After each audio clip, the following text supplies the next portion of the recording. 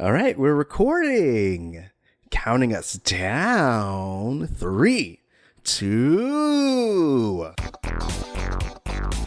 You're listening to Missing Out with Lex Michael and Tari J. Let's start the show. Hey, welcome back to Missing Out. I'm Tari J. I am Lex Michael. And if this is your first time listening, what we do here is we introduce each other to different media, whether it be movies, music, television, spoken word, books, experiences, things that have built us up as people, and we hope that in sharing it, it builds you up. We are the retrospective that is... Oh, it's me. Introspective. Heck yeah! I remembered. Dang. I remember it's been a minute since we did this. It's true. I was worried when you pointed to me. I was like, fuck, do I know this? Did I forget? It was a quiz, and you passed. It's so you passed nice. The quiz. That's nice. I love when that happens. So today, guys, I brought in a sweet well, I guess technically it's Kawaii Metal album. It's BABYMETAL, their self-titled album that came out in 2014. I made Lex listen to this because I love it, and I realized that I can make him listen to things that are like the audio version of anime. Oh yeah, you realize that too, huh? Yeah. And I also felt like this is a good chance to like throw some education on him. So what I'm going to do is I'm going to pitch this thing. Okay. All right. Hey, do you love J-pop? Do you like metal? Do you find yourself curious about their marriage? Do you love epic music videos? You're going to love BABYMETAL.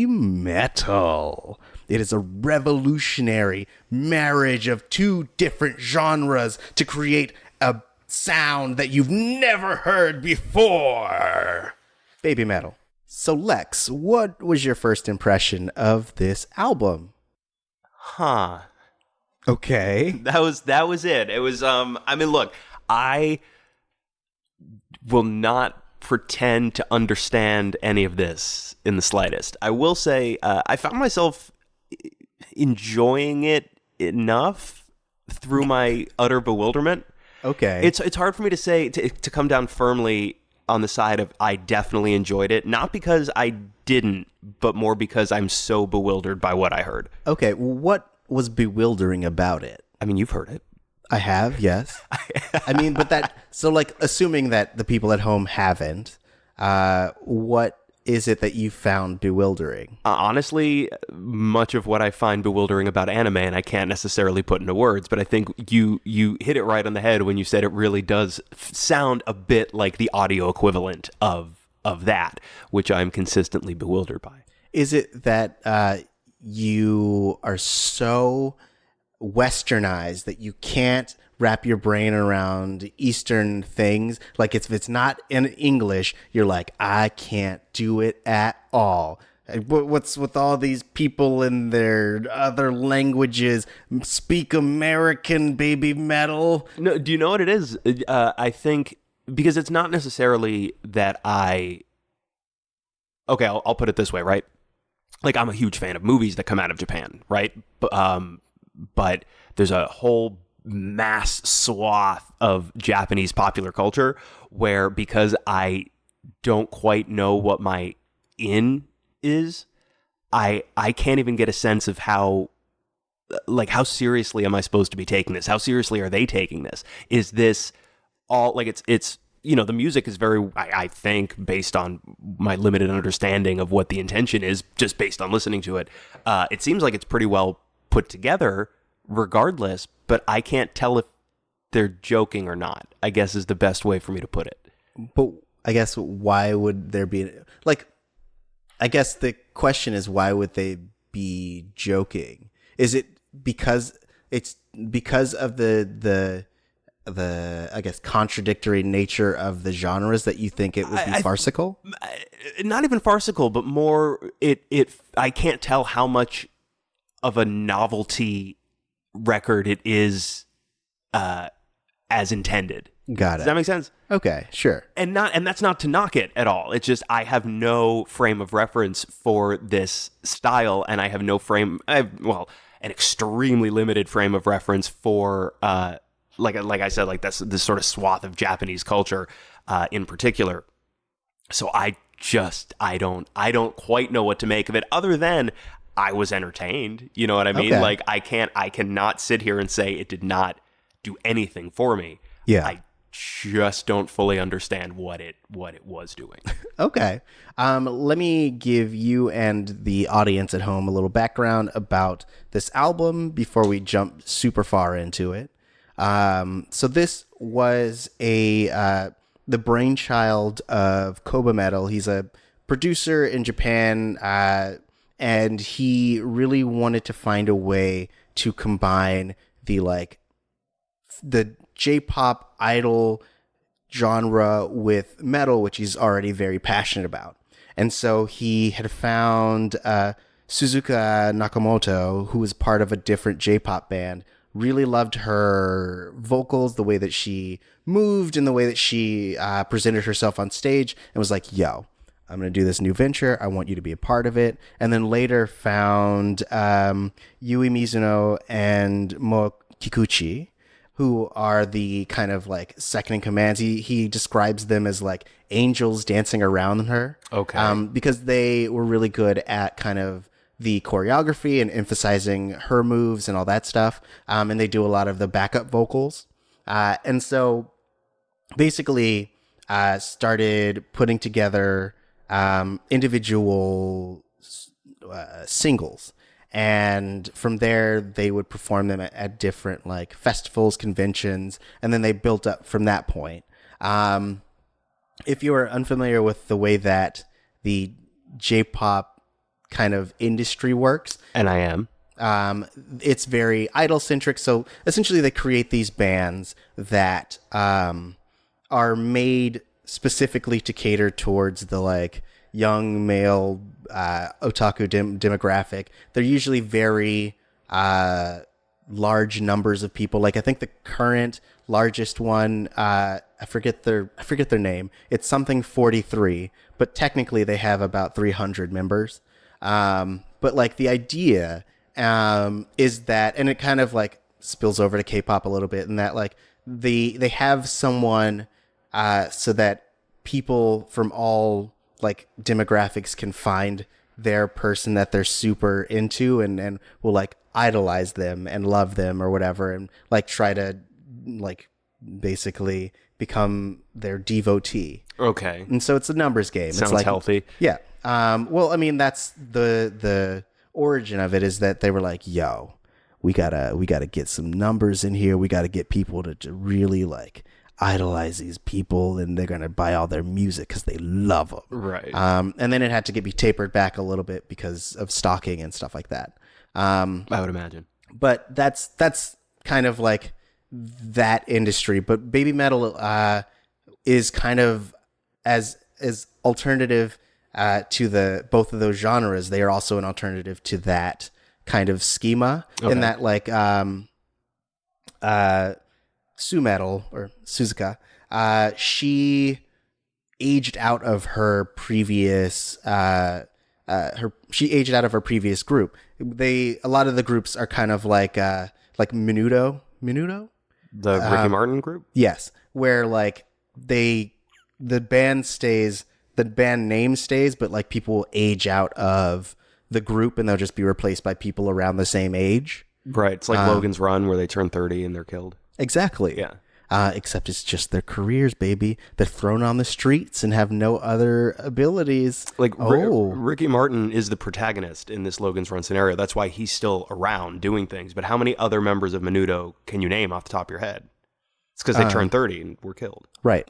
So being part of this collaboration, once Suzuka aged out of her group, she decided to become part of BABYMETAL full time, and there is no like aging out. They just are able to do their own thing. Okay. Which is not unprecedented, but it's rare. Okay. But also, they so the songs are written by Koba Metal, but also Su Metal and Yui Metal both also will help write lyrics as well. And so then once they released their first few singles, they basically made a 13 track album, released it under a Japanese record label, and then later brought it over to America and released under an American label from there. And so when they first started out, they got a lot of traction because of, I don't know if you've heard of the Fine Brothers. Yes. And they do their dumb react videos. I have opinions. But they were like, ooh, look at these girls doing metal. What do you guys think about that, kids and old people? And it like went viral, and they were like, oh shit, look at these girls doing metal. Ooh, what a novel. And I was like, nah, bruh, this good metal. This yummy metal. Ooh boy, do you even know who's helping working on these guitars? Do you even know?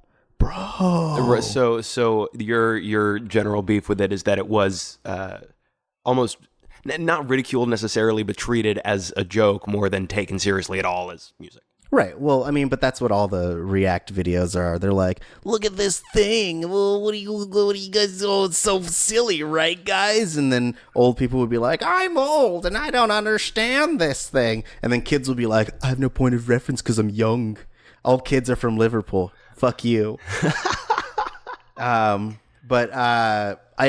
Speaking of, so Sam Totman and Herman Lee are both members of Dragon Force. Oh, and they had been helping with contributing to the guitars since 2013, basically leading up to the release of their first album. Okay. So if you're like, yo, these guitars, all this shit, all this metal stuff, so good.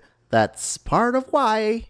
Because if you're unfamiliar with Dragon Force, they are renowned, like I would call them like fantasy metal.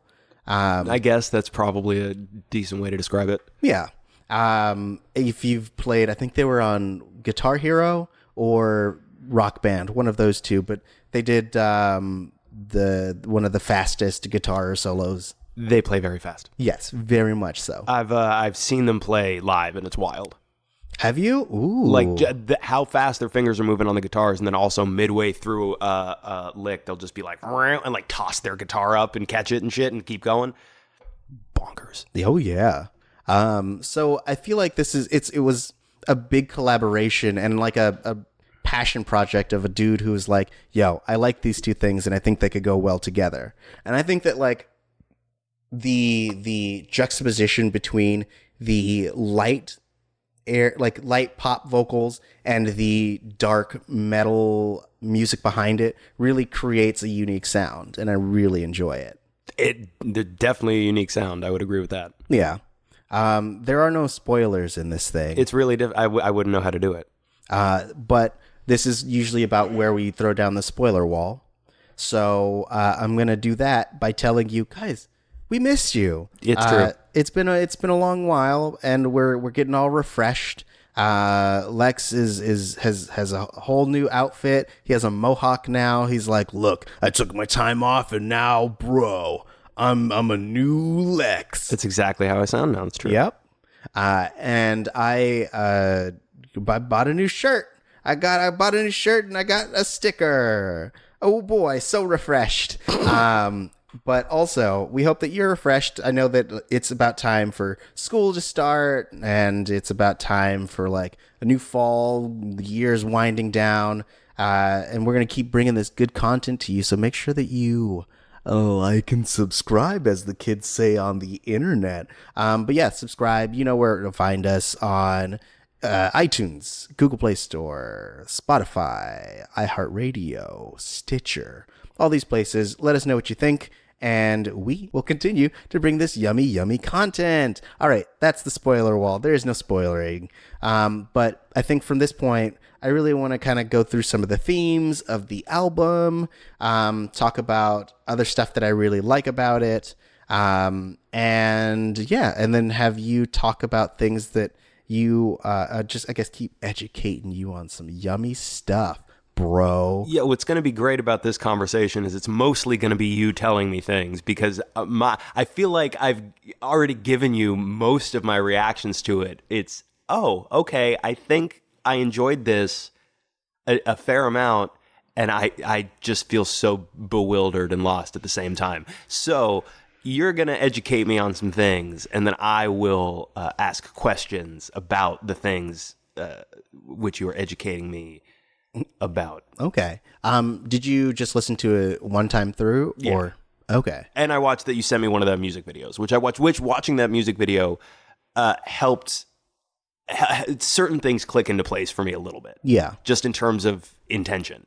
Yes. I really think that, like, for me, the thing that really sold me on Baby Metal to begin with were the music videos that they had released. The first one being Ijime Dame Zetai, which is a cool anti-bullying song. But the main one that really like drew me in and like sparked my interest was Megitsune, which the aesthetic for the music video is very red and crimson, and they have these like cool fox masks. It's a song that's kind of based on folklore about these foxes who could like change their shape to basically trick people into doing things. Okay. And so that's what a Megitsune is, like a female fox or like a vixen. But also the like under subtext that Sue Metal will tell you in interviews is that it's about women who like feel they have to hide behind like who wear makeup and feel like they are disguised because they aren't able to be their true selves. Okay. So it's about like your own image of yourself. Are you a Megitsune? Are you in disguise? Are you a female fox just trying to trick people? I mean, I feel like I would definitely feel safer with some sort of facial covering to obscure my true form. Well, get yourself a kitsune mask. It is sort of though, right? Like it's like well, it's like mask work in theater, right? It's like as soon as you put a mask on your face, it's like it becomes so much easier to free yourself up, right? It makes it so much easier to sort of step into another identity when your actual physical form is obscured. Yeah. So I'm following. See, I know exactly what you're talking about. Yeah, no, you got it. It's great. I'm an expert now. Oh, heck yeah. So I mean, that's the general aesthetic of that song, and that's why I sent it to you, is because I felt like it would really put into context what this band is all about. There's another one, the first one, as I mentioned, Ijime Dame Zetai, which I think is one of my, I think story-wise, it's my favorite. Okay. Because it basically, they're doing all their stuff in like a guitar graveyard, and there's a dude who's trying to make his way like to the top of a hill. He starts running away and runs into them because like he starts praying at the altar of a burning guitar. It's really cool. All right. But yeah, I think that like the artistry in the video making, in addition to this passion project, I think really is what sells it, and that like it feels like someone is putting a lot of care and thought into this project. Yes. When I watched the video, like I said, certain things clicked into place for me a little bit more fully. Not so fully that I feel I could explain it to anybody, but I felt I had a moment of, okay, I see. Good. But still, like that, but just sort of surrounded by a ton of. I'm still confused. I mean, are you? All right. I mean, yeah. I guess there is also a lot of like additional context because the whole album is in Japanese. There are a few like English phrases that are used, but for the most part, it's all Japanese. You kind of have to go and look for the lyrics to really contextualize everything. So mostly it's just like if you're just listening to it one time through, you're just there for the like sound of it, right? The sort of audio aesthetic, right? The fucking big sonic experience, right? Yeah. But I think that something I really like about it is that once you are past that piece, it's also just a really wholesome experience. Like if you start diving into the lyrics and like what they're about, like there are a bunch of puns. Some of the stuff it really is made to kind of address a lot of the things that like teens, which is the age of the main girls. Like I think when they started, Sue was 16. And then let's see. And then I think Yui and Moa were like 12 and 14. Okay. Like all very young. Yeah. And so it really talks about the things that they go through and the things that they experience. So like Headbanger is just about one of their first concerts. The first time they ever went to a metal concert and it changed their lives. Okay. So like one of the lyrics is their special night of 15, all the crybabies disappear from here. It's like, because when you start moshing, it's like, no, you gotta be in. Right. All the crybabies disappear. That tracks. Heck yeah. Yep. And then like Uki Uki Midnight is basically just about a slumber party. It's about like staying up till midnight and like turning out the lights and talking about stuff. And so it's stuff that it's metal that you could listen to ostensively with your kids. Yes? I used that word, right? You use the word correctly. I feel like it wasn't the correct syntax. It was. You don't like my syntax? I feel like you added letters to the word. Ostensibly. Ostensibly. There we go. Ostensibly. Although you can add a B and sell it at a markup. Okay. But it's something that you can definitely like listen to with your kids. Yes. And I think that like as they dive into it also, like they will get some, especially I think that as a young Japanese kid, this really like strikes very close to the heart. Like there's a their initial single, I keep bringing it up because I like it a lot, but it's Ijime Dame Zettai, which basically means bullying never, or bullying no never, which is essentially about how not just being bullied makes you feel, but also people's indifference towards it. Mm-hmm. Like there's a line where it's like, those who hurt me were not only someone else, i.e. the bully, but also those who pretend not to notice. It was my friend. And I'm like, oh, I get it. Yeah, it does. That's painful. And it's if on an initial viewing, you're just like, yeah, listen to them licks. But then you like really start to dive into the heart of it, and there's a lot of oh fuck, it's my life. Yeah, dude. Like there's a lot of layers to it. Like there's another one. I too hate bullying and enjoy slumber parties. As you should. Slumber parties are dope. So like Akatsuki, which is kind of in the same vein, it like feels like a traditional love song. It like I would say that like Akatsuki and Rondo of Nightmare, those both have the same like more of a traditional feel, I would say, than the rest of it, which really dives into the juxtaposition. Akatsuki being the one that is mostly just piano and vocals. I don't know if you remember that one, but like it's basically just this love song, and the metaphor in it is this idea of two damaged blades slashing against one another, because that's and it's a specific type of blade. I forget the name of it, but they're very fragile, so they're prone to chip. Okay. And so it's this idea of like these two hearts battling in order to and they're essentially destroying each other as they are fighting. Ooh, I like that. It's really good. And so like all the lyrics I feel like have a really fun little deeper layer to them, and some of them are just cute. Like my favorite song on the whole album, or one of my favorite songs, but the one that like gets me going. Okay. Is Baby Metal Death. It's the opening song that has like the really airy feel to it. And then it just kind of takes off with the guitars. Yeah. And the lyrics are just like death, death, death, death, baby metal death, and then they introduce themselves. Like it's basically the song that like they open every concert with, because it's like, this is who we are, and like the spotlight comes down, and it's when Yui comes out, she's like, Yui Metal Death. And when Sue comes out, it's like Sue Metal Death, and then Moe comes out and it's Moe Metal Death. But it's also a really cute pun, because it's death, in Japanese, like the kanji for it, the way that they use it is indistinguishable from des, which is like the verb for to be. Okay. So when she's like Sue Metal Death, it's also like, I'm Sue Metal.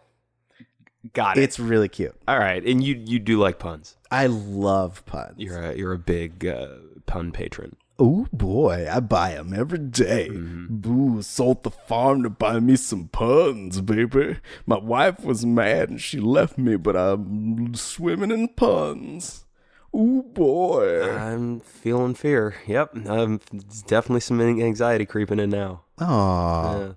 But speaking of death, Yes. there's also a song which is it's technically called. It's translated a bunch of different ways. In the on Spotify, for example, it just says Song 4, which always annoyed me because it was not track 4. Okay. But it's Four no Uta, which is like Song of 4, and this one is also a really fun pun song. It's because, so you have to understand that when you're counting in Japanese, it's ich, ni, san, and then 4 is either shi or yon. Okay. And so shi is also the word for death. And so and it's based on the original Chinese kanji. And so that's the same thing. So like the same thing is for 7, which is shichi or nana. 2 different ways of using it. Does one of those mean death? No. But the song 4 is about how, it's basically against the superstition. Sometimes in Japan you won't see like stuff with 4 because it's unlucky number in the same way that we have 13. Okay. And so, but in this song, it's like 4 is not death; it's all these other things, and so they keep using it. They're basically using both shi and yon for different words. So it's like 4 is fun, and it's like shijon. It's cute. Okay. Yeah. So they're using shi and yon as part of other words to be like, it's these other things. Haha, not bad. Okay. It's cute. It's really cute. It's super wholesome. It sounds super wholesome. It definitely sounds more wholesome than you would think it is upon a first listen. Right. And that's what I like about it, is that like it's positive messages, baby, or it's just like inane stuff. But also, it bangs. It bangs so good. You know, baby, she moves. You know, she's something, something, something, and she's something, something. Greatest girl in history. Stings like a bee. Stings like a bee, which is the word I added to ostensibly. There you go. Dang, pulled it off. I did it. Look at that marriage of elements. It's so good and so wholesome. Heck yeah. So I mean, those are a lot of my thoughts about the songs. I mean, do you still find yourself confused? Did I answer all your questions? Actually, most of them. Oh, interesting. I had no context for it at all. Yeah. Now having some context for it, I get there's a very novel aspect to it without it being an outright novelty act. Right. From the sound of it. Although, also, based on what you've described, it sounds like half the musical acts that come out of scenes like this are novelty acts by design to one degree or another. I mean, yeah, it's a big old idol factory. They're just like, they throw a kid in a machine, they pop out as part of an idol group, they either age out or the group goes away. There's a lot, like the politics of J-pop idols is icky. It's gotten better over the course of the last like 3 decades, but it has been kind of a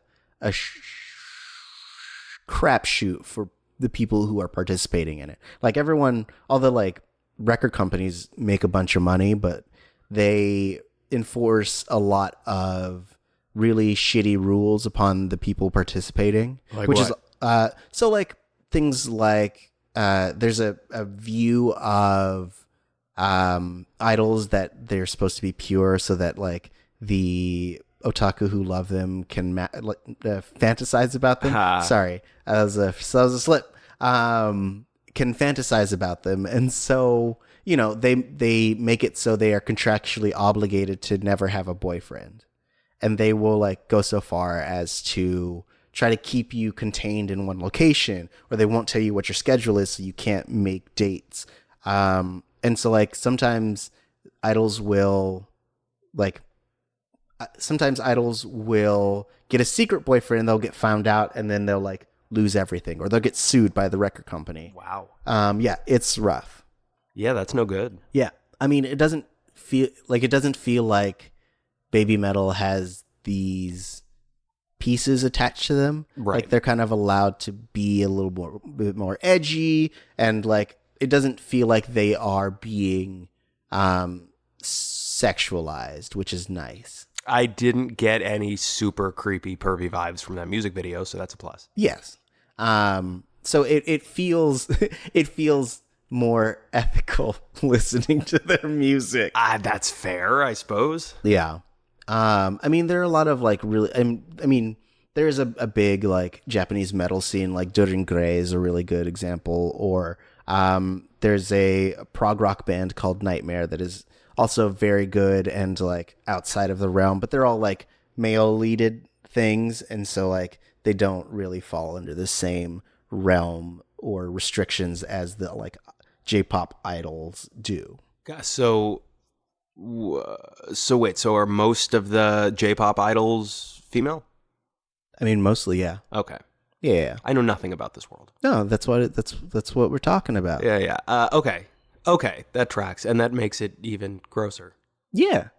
Yeah. I mean, back in the 70s, like if some of their groups would peter out, but they'd still be under contract, so they were essentially like loaned out as escorts or prostitutes. That's fucked up. Yeah, it was bad times. I mean, they've gotten a lot better over the course of the last three decades. I hope so, man. Jeez. Oh yeah.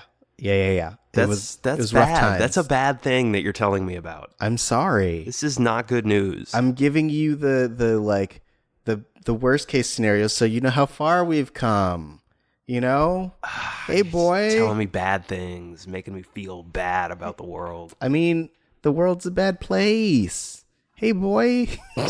Hey, boy. You feel bad about the world? I've done my job. Oh, look, I'm flying away. Oh, see you guys later. Bye. Oh, there he goes to make someone else feel sad. Wait, you're laughing. I know. I came back because you were laughing. I thought I didn't want to. My work's not done here. All right. Well, that's horrible. I mean, yes, it's rough, but things have gotten better. I hope so. I mean, not like a crazy amount better. Like, business practices in Japan have always been kind of rough. Like, don't even get me started on how they treat animators in Japan. Like, most of them have like die very young because of the amount of stress that they are put under. Oh. This episode is about shady Japanese business practices. So, do you want to feel unethical by supporting their music and their artwork? Here we go. So, in Japan, Yeah. Artists, especially like in between artists, are paid per page, and a very little per page. Okay. And given very short deadlines. And so they, most of the time, when working on a project, will be sleeping in the building. They won't see their families for months on end.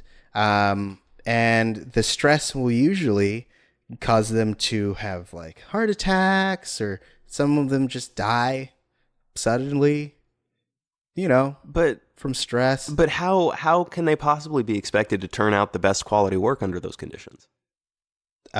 Because they have to.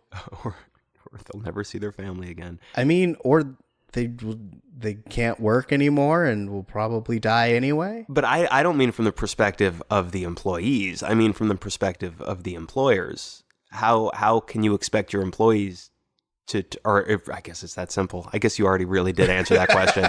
It's just, well, we expect you to do it because you don't have a choice. Right. Aye. They demand it, and if they don't meet snuff, That's not very nice. it's not nice. But that's how it is right now. I feel like I had heard that, there might be some unions cropping up, but I don't think I don't think it's there yet. I don't think they're there yet. It's not a lot of rights for animators. It's rough. It's rough. That is no good. I'm telling you what, I'm not gonna go become an animator in Japan after all. Oh yeah. Well, you were telling me yesterday about your one big dream, and it was that. And you were like, and I was like, what? And you didn't tell me. And now I'm glad you're I was letting like, me know. I'll save it for on mic. Yeah. I mean, I didn't want to crush your dreams. You were like, you know what? I really want to dive into this anime thing, and I feel like the one thing that's holding me back is not being an animator, and so I gotta really become a part of that world. And I just kept pulling my collar, going, yee! And then I kept sending you links to make your will. And you were like, you wouldn't respond to them. You were like, this is weird. I kept being like, just wait till we record. Just wait. I don't feel comfortable at all. And now I understand. You saw me laughing and you were like, my work is not done here. I mean, here, if it makes you feel any better, and it won't, it's almost nearly impossible to do anything good and ethical these days. Everything you do probably has some darker consequence that you don't even realize. Okay. Yes. It's not possible as a consumer, right? Like as a producer, as an employer, it's totally possible to do things ethically. People just don't give a shit. Mm-hmm. But as a consumer, yeah, unfortunately, quite bleakly, you are correct. It is almost impossible to engage in any offshoot of capitalism anywhere and not be feeding into something that's pretty horrible. Yeah. So, that is my daily dose of sad truths. I gave you the wholesomeness of baby, and I gave you the darkness of death. Like, you think you're saving the world by not eating meat products? Well, wait till you hear about industrialized farming. Ooh. Yep. Guess what? Guess what? You're still feeding into something bad. Yeah. And that see, we did it. We managed to. We saw you laughing, and we said our work's not done here. We stayed on theme. We did some baby stuff, like slumber parties. We got real metal with our stuff. And now we got to talk about death. How do you feel about death, Lex Michael? I'm trying to find peace in it. I don't know. In the concept, in the by which I mean, I'm trying not to allow it to be an existentially horrifying thing every second of every day. Oh, okay. I mean, if you really think about it, the moment you die, you won't even realize it. You'll just it's disappear. Right. It's not even the okay. We're talking about this now. It's not even the being dead that I find scary, because at that point you're dead, right? Like you say, like you don't have awareness in the way that we understand awareness. It's more the transition from one state of being to the other. Okay. And the not knowing what's on the other side of that transition. Got it. That's freaky as shit. And that's what terrifies everybody, right? Like, it's not really being dead. You can't really be scared of being dead, because nobody who's experienced that and knows what it's like is in a position to tell us. Right. So it's really it's dying that scares the shit out of people. I get that. Which is legit because there's a lot of ways to die that are so much more horrible than I would imagine being dead is. Yeah. I mean, there's a whole show, which I think it's called like 1,000 Ways to Die. And it just like features a bunch of different deaths that people have experienced. I mean, I've gone so far as to poison your water, so you'll know what it's like soon enough. Hey guys, you're listening to the final moments of Lex Michael. Tell us how it is. Tell us how dying is. Honestly, I'm kind of cool with it. If you had done this before Endgame came out, I would have been pissed. Yeah. Now I'd be like, look, I do kind of want to see the Rise of Skywalker, but I have a feeling the discourse around that movie is going to be exhausting, whether it's good or bad. Right. So I can miss it. Okay. I'm all right. I mean, I kept trying then, but every time some crazy mishap would come around and knock out the drink that you had in your hand. It's like a reverse Final Destination. It's like Death knew it wasn't my time, and you kept trying to kill me, so Death had to keep intervening. And Death hates that shit. Death hates having to stop somebody from dying. Of course. But that's actually what happened. Mm-hmm. I mean, good on you, Death. Played by Tony Todd. Yeah. There was a heavy implication that he was Death. In the Final Fantasy. Yeah, Final Destination. Not Final Fantasy, because that's different. Yes. But could stand to have more Tony Todd. That's true. I'd play it if he was like, "Yo, I'm Barrett now. I got a gun arm. Look at me. I'm Tony Todd. Look at my gun arm.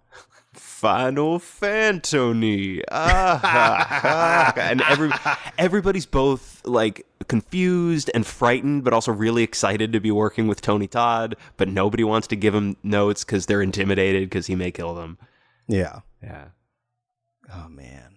No, he'd never. He's a sweetie. He's a sweetie pants. Seems like a really nice guy, but he's also Candyman. Yeah. Well, not anymore.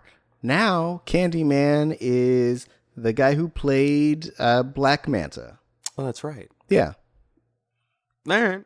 Yeah. Good for him. Very much good for him. I would like to see him in things. He was in. You don't watch Black Mirror. I haven't seen every single episode, but I've seen a lot of it. I haven't seen the most recent stuff. Okay. He was in Sniping Vipers. It was good. It was him and Anthony Mackie. And they were doing stuff. I love when they do stuff. Doing stuff. Listen. I'm Tony Todd, and I'm telling you, I endorse him as Candyman. Cool. Yeah. Great. Oh my gosh. Tony Todd walked in here, got on mic, and endorsed him as Candyman, and then walked out. It was so cool. Good. I was here. I saw it. Thanks, Tony Todd. Yep. Yeah. So this was what you tune in for, is the surprise celebrity drop-ins. That's why I'm here. Yep. I keep looking at the door being like, who's it going to be this week? Right. And it's usually nobody. Yes, usually. But I always maintain hope, because hope is what keeps me going. That and slumber parties. Oh boy. Slumber parties and chocolate. Speaking of chocolate, a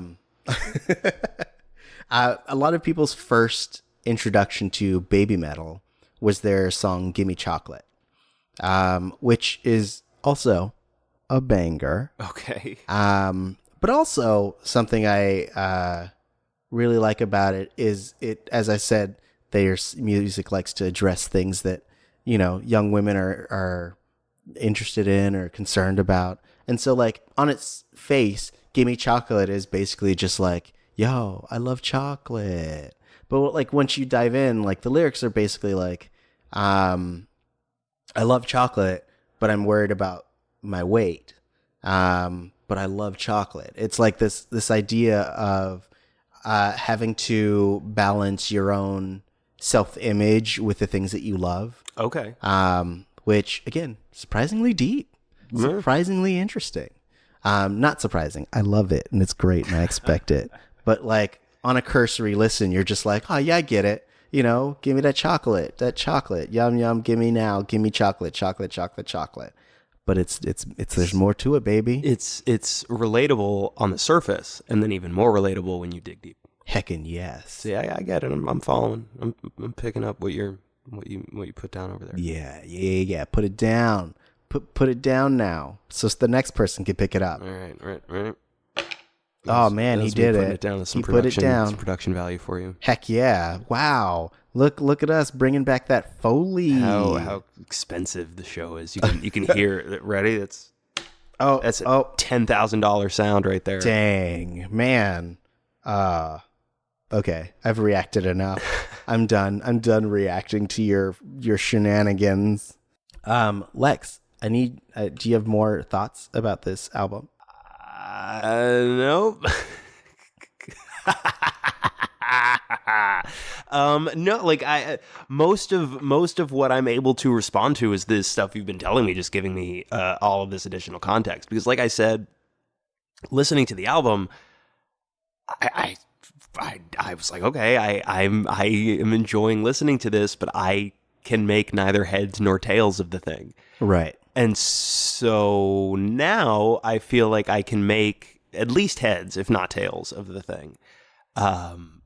Well, everyone knows that Tails dies all the time, so I mean, it's hard to make Tails. Tails like Sonic? Yeah. Tails, does he die all the time? He does all the time. Because he follows you around in Sonic 2, I think it was. Oh, that's right. And like he can just fall off shit, right? Yeah. God, that's right. He's bad at existing. And like he can fly too. How's that happen? I mean, I think once we start getting into the physics of him flying and the fact that his tails rotate like that and they keep him aloft, it just gets messy. I just don't think about it. That's the big takeaway. Don't think about it. All right, well, I'm trying not to. Are you thinking about it? It's like when you tell somebody not to picture a purple elephant. Okay. Yeah. You mean the one that's in this room? Yeah. Don't picture it. Don't picture it. Yeah. If you pictured a purple elephant, then I ask that you subscribe. No. But no, like I feel like I don't necessarily have all that much more to say about the album itself, but I feel genuinely enlightened because I had no frame of reference for anything even remotely connected to this. Yeah. Before this discussion. So I guess the big question is, now that you have all this context and information, they've released a second album, and I think they're about to release or just released their third album. So do you think that you will seek out more? Here's what I think is most likely to happen. What I think is most likely to happen is, with the knowledge that I have now that I lacked previously, I may go back to the album you had me listen to for this show, go through it again with this new information, and also kind of like, find solid translation of the lyrics. Yeah. Have a fuller experience with this one, and then see how I feel on the other side of that. Okay, cool. I also recommend if you run, or if you do any kind of exercise. Oh, I feel like this would be good running music. Oh, it's amazing running music. Yeah. Especially like Ine, which is, I think, my favorite working out jam. Okay. Because it already has the like fun party aesthetic to it, right? But then in the middle, they have like a drop, and they drop in a beat, right? And they're like, yo, yo, yo. Yo, these are the lyrics. And they're like, yo, take off your glasses. Yo, put up the kitsune. Yo, it's not a devil horn. It's a kitsune. Yo. And then they drop that amazing guitar solo. I think that's the best, like, pump up when you're about to start sprinting. You know what I'm saying? Okay. Get you some Ine, and then they start that sweet guitar solo, and you're like, yes, I can do anything. I can do it. I can do it. No, I'm going to give this a spin the next time I go running.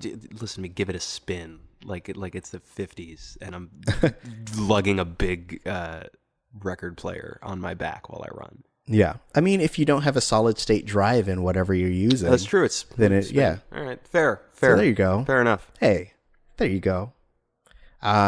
Yes, I would recommend it. That I think is how I got most of my listens for this album is during my workouts. From top to bottom, bangers keep you going all day. How long? All day. Like you like I like to stretch to Baby Metal Death because it starts all slow, right? And then I like to just start going once Megaton starts. Oh boy, I get it going. Next time I listen to this, I'm gonna be picturing you just running around yelling like "Brah!" while this plays into your ears. Yeah. I also scream to it in the car. I believe that. It's good driving music too. You know, once those drums start kicking in and they're like, "Duh-duh-duh-duh-duh-duh," you're like, yeah. I'm about to get in an accident because I'm going 100. 100, baby. Yeah. It's like you see a veritable fleet of police cars chasing you with their sirens going and the lights really fast, and you're just like, yeah! And they like finally get me to pull over, and they go, "Oh, is that Baby Metal?" And I'm like, "Damn right it is, officer." And they all go, yeah! And they hit a button on their cars, and like suddenly all their cars are blasting it. Their cars are like Transformers and shit, and they turn into fucking robots and whatnot. Right. And then like there's one car that just has a guy who's on bungee cords with a double guitar, and he's like, "Bro!" And as he's playing, flames are shooting up behind him. Exactly. That's how it works. And if you want that to happen to you, check out the album. Yes. Disclaimer. Missing Out is not responsible for any altercations with the police officers or the authorities if you go beyond the speed limit listening to Missing Out or its affiliated topics like Baby Metal. Baby Metal is not responsible for your injury or your law issues. But if you are going to try to sue someone, sue them. Yes. Or don't sue anyone, guys. Don't sue anyone. There's no reason to get litigious. But if you are going to sue somebody, I just don't want it to be me. All right, you heard him, guys. Sue Lex. No, that's the opposite of what I said. But what if I edit it in post and is like, if you're gonna sue anybody, sue me? That'd be mean. that would constitute a betrayal on your part, I feel. Maybe. But you'd never know. I wouldn't, because I don't listen to the show a lot. Yep, every show I just edit together. I like Frankenstein lines that Lex never said. I'm the biggest idiot ever. See, I just gave you one for free. Thank you. That's going to be my new ringtone. But see, in fact, I didn't, because Tari cut that together from previous shows. Yep. Most of what Lex has been off this show for like a year, and I've taken the first year's content and just sewn it all together into what seems like a very effective Lex bot. It turns out I'm really not that creative. I'm just a sort of rotating collection of phrases. Right. Which I've been able to, even that line itself was created from previous content. Everything Lex says is all previous content, Frankensteined together, just so I can feel like I'm talking to someone else. I'm so lonely. I'm lonely, guys. Help me. I'm trapped in this room, and I can only make content. All right, I'm gonna wrap this up. Yikes. So I feel like we got a pretty good sense. I hope, Lex, that you do find your way back to this album. I did genuinely learn some things that I do feel will legitimately add to my enjoyment. I'm glad. I hope that you guys, if you haven't had a chance to listen to the album, do so. It's all over the internet. You can find it on Apple. You can find it on Amazon. You can find it on Spotify. Wherever Tidal, maybe. I don't know what other places exist for music. But I highly recommend it. If you aren't ready to buy yet, you can also watch the music videos on YouTube. And they are fantastic. The choreography and the speed at which they execute that choreography is amazing. Yeah. So, I think that Baby Metal is best served visually, and then you can kind of take in the audio aesthetic. I think also if you have a chance to kind of dive into the band themselves and kind of see some interviews with them. It's really interesting. They're very talented for being so young. And like BABYMETAL, this is a spoiler, I guess, is just about to, or recently spun off into a solo career. But then they added in a bunch of extra, a bunch of extra backup dancers, known as the Avengers. So they're kind of building out the mythology of the BABYMETAL verse. Does Disney know? Disney's very litigious. Nah, it's different. They don't have the monopoly on Avengers, you know? I think it'll be fine. I think everything will be fine. Disney, if you're listening, it's different. It's at least 30% different. It's at least 30%. Yes, there you go. Yeah, that's the concept. You have to be at least 30% different in order for it to not be worthy of suing. Cut to Disney hauling you into court to parade you in front of the band as the person who tipped them off to the copyright infringement. Well, if that's the case, let the record show that I said I'm sorry. I'm my bad. I didn't know, but it's all over the internet. If I know it, they for sure know it. So gomenasai. Gomen. It means I'm sorry, Lex. It's Japanese for I'm sorry. Okay. All right. Okay. You got it? I got it. I'm good. Good. All right. Wakarimashita. So, Wakarimashita. Okay, guys, thank you for joining us here on Missing Out. We missed you. We're glad to be back. I won't speak for Lex. I'm glad to be back. I'm glad to be able to talk with you guys again. I'm cool with it. I like being here. Ooh, playing it cool. Look at him. He was twiddling his thumbs and looking down into the side as he said it. So he's really he's just playing cool. Cool. He missed you. You can tell. I like you. Mm-hmm.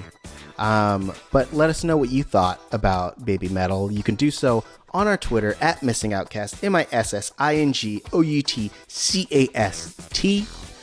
But you can also follow us on our personal social media. Lex, where can they find you? I'm on Twitter and Instagram at the Lex Michael. And you can find me at TauriJ, TauriJay. And make sure that you check out BABYMETAL. Make sure that you hit up them bangers while you're doing some exercise. Maybe it'll keep you going longer than you thought, bro. You can also do it while you're doing a sex. Try it then. But it might be weird because they're like young people voices. So I negate that previous statement. Don't do it while you're doing a sex. So let us know the contexts in which you have listened to BABYMETAL. Just send us a tweet being like, this is when I listen to BABYMETAL, and it'll be dope. Anyway, until we talk to you next time, this has been the retrospective that's introspective. And now you have a new perspective. On that BABYMETAL sex time. So uncomfortable. Oh, baby. This is not a perspective I want. Ooh. Because it's my butthole? Yeah. Get out of here.